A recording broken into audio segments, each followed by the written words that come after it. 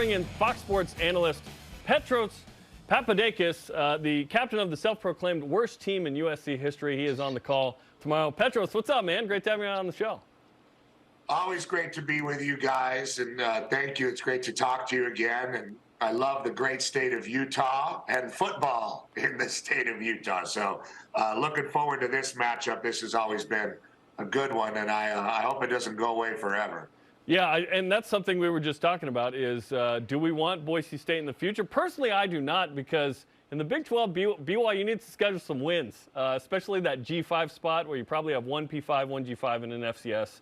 I would say no, because Boise State is a quality team. Now, BYU's needed this game as an independent, and it's been awesome. This has been my favorite series that BYU signed up for.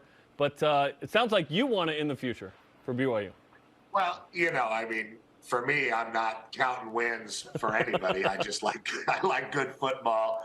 And, you know, I understand, you know, there's two ways to look at it. One is, you know, where are we going to be at the end of the season and how viable are we going to be? And obviously that's a huge deal and projects to the future.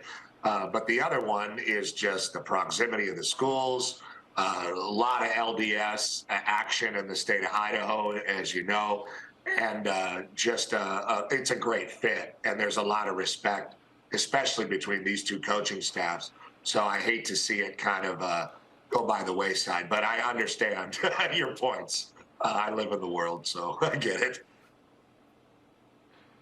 Petros, Boise State got off to a nightmarish start. And, you know, in turn, BYU was playing really good football early in the season. They've kind of reversed courses, the two, and they've switched places.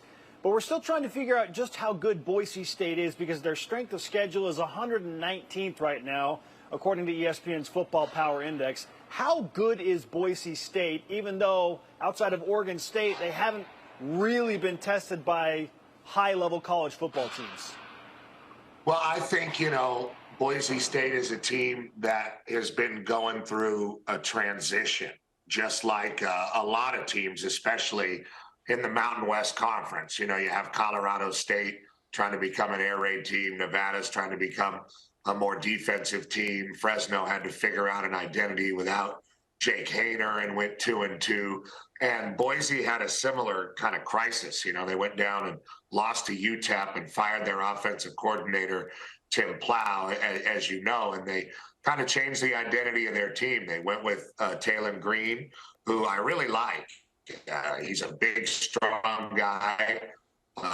Is he the best thrower in the conference? Probably not. But they can get that big body moving, and he's fast. I mean, he can run away from people on the edge, and that really just opened things up for them because different from BYU, Boise's best players are on defense. I mean, they have a lot of veteran guys who played a lot of great football. Jackson Cravens, Matlock, Dimitri Washington, J.L. Skinner, Tyreek Jones. I mean, they have a lot of great names of guys who've played at a high level for a long time that you guys have seen. So they started to play more to that side of the equation, and they changed their identity. And in that identity change has come victory. You know, you struggle to beat UTEP, and then all of a sudden you're controlling games in a much different way. But you're right. You know, they haven't really played the best of the best, and it's kind of that way this year in the Mountain West. But they've had some great victories. They beat up on Air Force, who I really like a lot, and that's a hard game to prep for. And, yeah, I think they deserve that ranking. You know, I think Andy's got them going in the right direction. And you look at the numbers, and it's startling on defense. Top 12 in points allowed and, you know, third downs and yards per game. Yards per game is 232. It's just like a stupid number, right? Then offensively, they're only putting up 360, 5.4 yards a play. They're giving it away 11 times. They're actually negative margin. So do you feel like BYU, which is about a touchdown underdog, has maybe a better shot than Cougar fans are thinking? Because right now people are pretty down on the Cougs. Yeah, you know, I understand BYU's plight here. I played on, like you guys mentioned, that football team in the year 2000. I'm not sure they weren't worse than we were last year, to be honest. But we were the only one that was last in the Pac-10 at that time. But you know, that kind of happened to us. We started the season hot, and then we had some injuries. and we started to lose games, and we started to find ways to lose games, and the confidence kind of fell out of the bottom, and we ended up playing like 6, 7, 8 in a row, and you guys have done 10 in a row. So I know what that's like to see a team lose confidence and struggle to retrieve it when your depth is being tested. I think that's how Kalani put it the other day. And I think that there's always a chance. I mean, especially when you're playing a team. This is a Boise team that is not the explosive offense of yesteryear. They want to run the ball and play a much more possess the ball style of game. And I think that bodes well for what Kalani likes to do, but you have to be able to stop the run. And being unable to stop the run basically collapses you in a way, it's like knocking over the foundation of the house. At a certain point, everybody is going to go down. So, I mean, that's a huge concern. But if BYU tries to load the box and really obviously sell out to do that, this guy's good enough, and they have some downfield threats, not like last year with Khalil Shakir or anything like that, but they have some guys, and he can hurt you there. But I think the biggest part of it is just the fact that they've not been able to stop people from, the 2nd and 5, the 3rd and 2s of the world. People have just run them over as the game has gone on. And if Boise can do that, I think, people will be down on the Cougs again.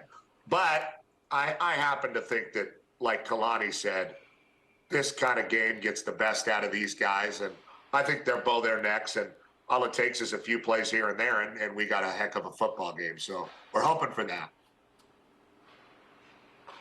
Petros Papadakis, Fox Sports analyst, is with us on BYU Sports Nation.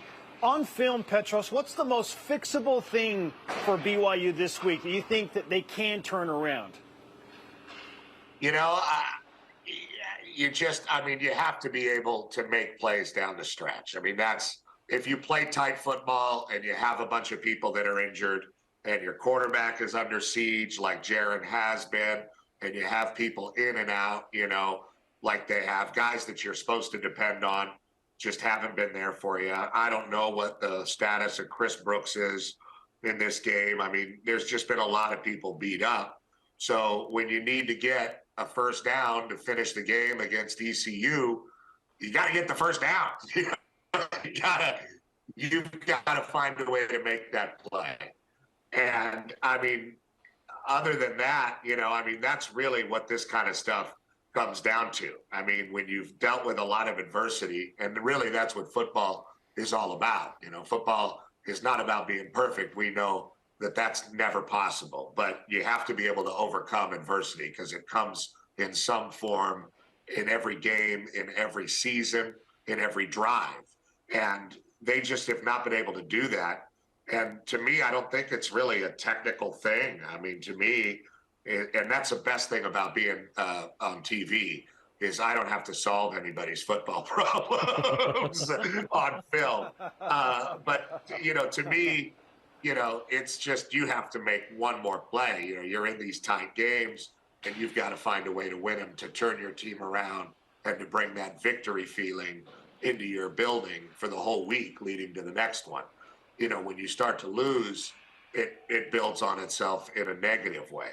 And I think Kalani is a great coach. I have so much respect for him and what he does. This is not the first losing season they've started to struggle with. I know he had one when he was there early. And I think that they'll be able to turn it around emotionally. I don't know if that is going to translate into a victory in this game. We're talking to Petros Papadakis of Fox Sports. Don't ask him to solve your football problems. He's just a commentator, okay? Let's talk about the Pac-12 and the future there. Certainly BYU is interested in that because rival Utah and whatnot. Big 12 just signed a new TV deal, feels somewhat secure. How are you feeling about the future of the Pac-12 and the desire, obviously, for that league to stay together? I love the league. As you guys know, I've worked it a long time, ever since I was, 24, 23 years old. I've been a Pac-12 football analyst started doing the Pac-10 game of the week with Barry Tompkins, and we worked together for 10 years in 2004. So I've been, to Pullman 1,000 times and everywhere else. And, I love the league. That being said, 10 years ago, the Pac-12, they cut themselves and bled out for the last decade financially. They did a terrible deal. They got behind the wrong executive. They did not partner with people that wanted to partner with them and have money. The money when the Pac-12 would have been comparable to that of these other conferences if they had just gone with a TV partner to create their network. And maybe this is too much inside baseball for people, but basically that's been the $120 million gap between, Purdue and Oregon State and so on and so forth as the years have gone on. The Pac-10, Pac-12, whatever it is, it's been dead since that deal has been made. It's dead. They're not going to garner the same kind of money with USC and UCLA moving on to the Big Ten. They could stay together and get another TV deal. And I still love the conference, and I love the matchups, and I love the games. They're just not going to have the leverage that they would have had, that they had, 10 years ago, and that they would have with USC and UCLA involved. So they basically lost their chicken many seasons ago, I guess, would be the way to put it. And I'm not hopeful for the future, but I still love the conference, and I still love calling the games. We'll see what happens with the new Big 12 and the new Pac-10. We'll probably still call it the Pac-12 and whatnot. Yeah, I hate to interrupt you, but I think people should look at it in this kind of regard. Don't think of it as the Big Ten and the SEC. Think of it as Fox and ESPN and just these two big entities. And they're going to start gobbling up things on either side. And we're going to end up, out from under the umbrella of the NCAA, and college football, like it already does, is going to look dramatically different, I think, in the coming years. And wondering about, who's going to go where in this smaller scale is going to seem maybe a little bit of a moot point, so to speak, because I think more change is coming. I think you guys can feel it too. Yeah, absolutely. Well, we appreciate the time, Petros. Thanks for the insight. I know you called the 2020 game against Boise State. Now you're back for 2022. And have a great call on Saturday. One day I'm coming to Provo.